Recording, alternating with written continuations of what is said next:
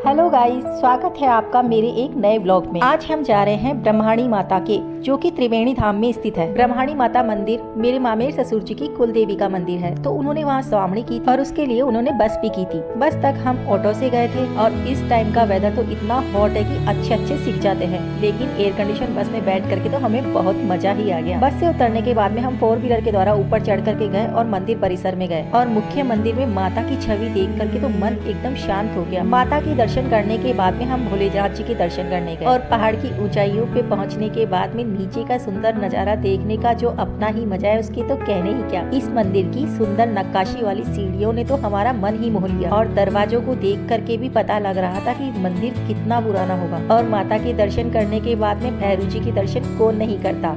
और भैरू जी के दर्शन करने के बाद में हम और थोड़ा आगे गए, वहाँ से हमें त्रिवेणी धाम का जो मुख्य मंदिर है वो दिखाई दिया। ये त्रिवेणी धाम का मंदिर जयपुर में ही स्थित है। इस टाइम पर इतनी तेज गर्मी थी, लेकिन पहाड़ पर पहुंचने के बाद में तो इतनी तेज हवा चल रही थी कि हमें गर्मी बिल्कुल भी महसूस नहीं हुई। थोड़ी देर तक हम सबने वहाँ रेस्ट किया और रेस्ट करने के बाद में हमने खाया ये टेस्टी सा दाल बाटी चूरमा, जो कि राजस्थानियों का मुख्य भोजन है। और मामी जी ने तो मुझे अपने हाथों से खाना खिलाया और उनके हाथों से खाना खाकर मुझे भी बड़ा मजा आया। खाने से फ्री होकर के हम नीचे त्रिवेणी धाम के मंदिर के लिए उतरे और रास्ते में इतनी सुंदर सुंदर तितलियां दिखाई दी। और इतने टाइम बाद में इतनी सीढ़ियों से नीचे उतरते उतरते तो हमारे सब लोगों के पाँवों में कंपन होने लग गया। हंसते हंसाते रुकते बैठते उठते हम मंदिर की सीढ़ियों से नीचे उतर ही गए और रास्ते में वानर सेना आ निकली।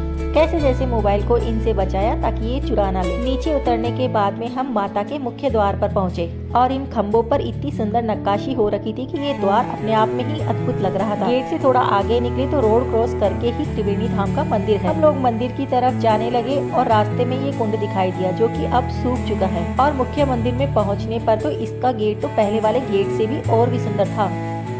गेट को निहारते निहारते हम गेट से आगे की ओर बढ़े और मंदिर परिसर में जा निकले। वहाँ आगे काफी खुला हुआ था और इस सुंदर गेट पे जो चित्रकारी हो रखी थी उसको देख करके तो मेरा वीडियो बनाने का मन कर ही गया।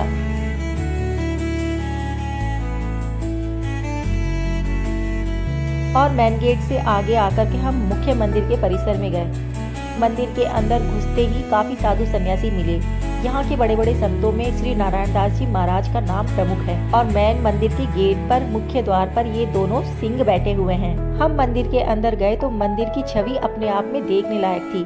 जिस टाइम पर हम मंदिर में गए वहाँ पट बंद थे, लेकिन 4 बजे के करीब पट खुल गए थे और हम लगभग 5 मिनट पहले ही गए थे, तो इसका मतलब हम बिल्कुल सही टाइम पर भी मंदिर में प्रवेश कर गए। मंदिर के पट खुलते ही सबसे पहले हम लोगों ने मंदिर के दर्शन किए और फिर मंदिर की परिक्रमा की। मंदिर में आकर के अशांत मन भी अपने आप ही शांत हो जाता है और भगवान का जो स्वरूप है वो अपने दिल में बैठ ही जाता है हमेशा के। मंदिर देखने में ही जितना खूबसूरत था उतना ही बड़ा भी था। मंदिर के दर्शन करने के बाद में पंडित जी ने हमें अंगूर प्रसाद के रूप में दिए और मंदिर के बाहर निकलने के बाद में इस शेर को देख करके तो हम खुद को उसके आगे फोटो खिंचवाने से रोक ही नहीं पाए। मंदिर यहीं खत्म नहीं होता, उसके आगे अलग अलग संतों की समाधि स्थल बने हुए हैं और यहाँ साधु सन्यासी अपने तप करते हैं। आपको मेरा ब्लॉग पसंद आया हो तो मेरे चैनल को लाइक शेयर और सब्सक्राइब कीजिए। फिर मिलेंगे नेक्स्ट ब्लॉग में, तब तक के लिए बाय बाय।